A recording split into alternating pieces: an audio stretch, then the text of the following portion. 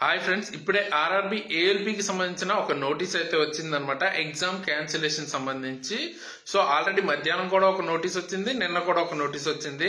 సరే, అది మన స్టేట్ కాదు కదా, మన వాళ్ళు ఎక్కువ మంది ఉండరు, ఎందుకు అనవసరం కంగారు పెడతామని నేను వీడియో చేయలేదు ఇంతకుముందు మార్నింగ్ కూడా. బట్ అన్ని చాలా వస్తున్నాయి కాబట్టి ఒకేసారి క్విక్ గా ఈ వీడియోలో కవర్ చేసేసుకుందాం. అసలు ఏం జరుగుతుంది ఏంటి అండ్ మీ ఎగ్జామ్ ఎలా జరుగుతుంది అన్నది ఇంపార్టెంట్. ఓకే, మన వాళ్ళు తెలుగు వాళ్ళు ఏ స్టేట్ అప్లై చేసినా కూడా అసలు మీకు ఎగ్జామ్ ఎలా జరుగుతుంది, మీ ఫీడ్బ్యాక్ అయితే కింద మెన్షన్ చేయండి ఫస్ట్. అది చాలా ఇంపార్టెంట్. అంటే బాగా జరిగిన, అంటే ఏ ప్రాబ్లం లేకపోతే నో ప్రాబ్లం సార్ అని కింద అయితే మెన్షన్ చేయండి.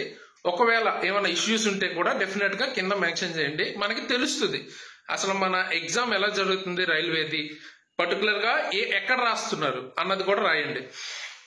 ఓకేనా, అది చాలా ఇంపార్టెంట్.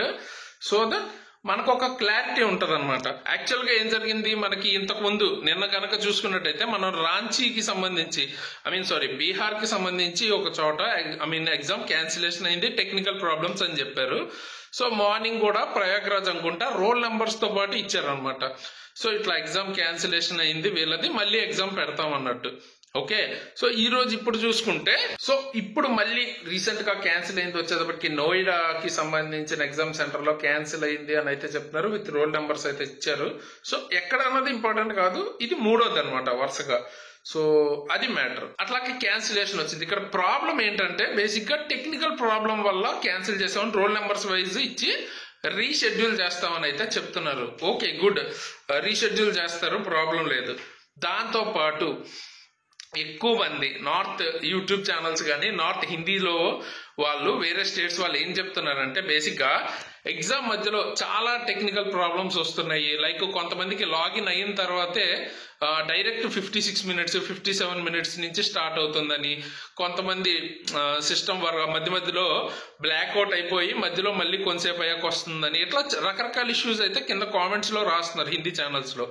సో అది అక్కడ మాత్రమే జరుగుతుందా, అసలు అది ఎంతవరకు నిజం, మన సిచ్యువేషన్ లో మన స్టేట్స్ లో కానీ ఇక్కడ ఎట్లా జరుగుతుంది అన్నది ఇంపార్టెంట్. మనకి తెలుగు వాళ్ళు ఎలా రాస్తున్నారు అన్నది. సో మీరు చెప్పండి, మీకు ఇక్కడైతే బాగానే ఉందా అంతా? అండ్ ఎగ్జామ్ మధ్యలో థంబ్ ఇంప్రెషన్, ఈ ఫిజికల్ బయోమెట్రిక్ నార్మల్ గా ఎప్పుడు జరుగుతుంటది. ఓకే, 1 మినిట్ బిలో 2 మినిట్స్ లోపు, 2 మినిట్స్ కూడా చాలా ఎక్కువ టైం, 2 మినిట్స్ కూడా పట్టకుండానే అవగొడతారు నార్మల్ గా. సో అలా జరిగితే కొంతవరకు ఓకే, బట్ అది కూడా నన్ను అడిగితే తప్పే అంటాను. ఎందుకంటే ఆ 1 మినిట్ లో అయినా మనం ఎన్ని క్వశ్చన్స్ చేయొచ్చు, సో 2-3 క్వశ్చన్స్ కూడా చేయొచ్చు, మనకి అది చాలా హెల్ప్ అవుతుంది.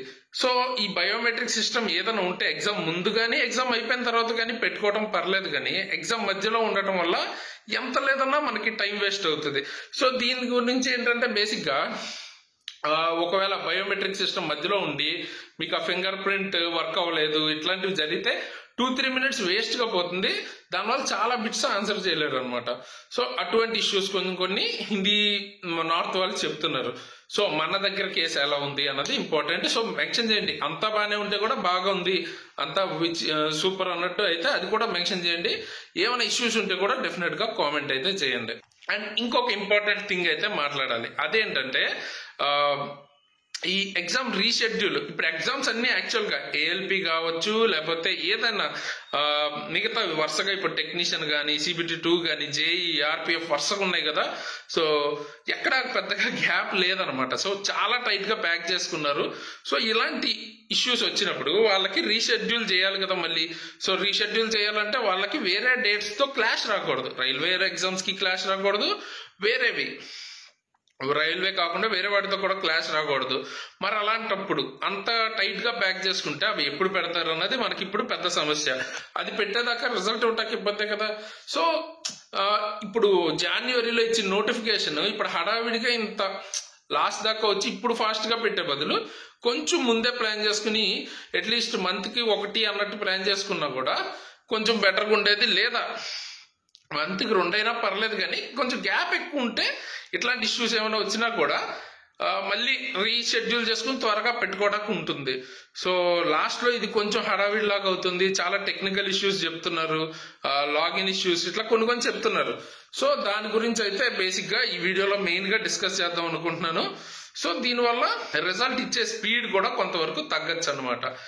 ఓకే, సో చూద్దాం నెక్స్ట్ ఏం జరుగుతుంది అన్నది. ప్రజెంట్ అయితే ఈ 3 చోట్ల ఎగ్జామ్ క్యాన్సిల్ అయితే అయ్యింది. ఓకేనా?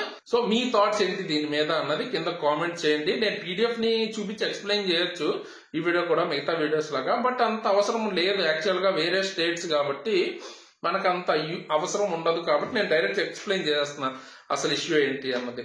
ఓకేనా? సో మీ థాట్స్ ఏంటి అన్నది కూడా ఈ వీడియో మీద కామెంట్ చేయండి.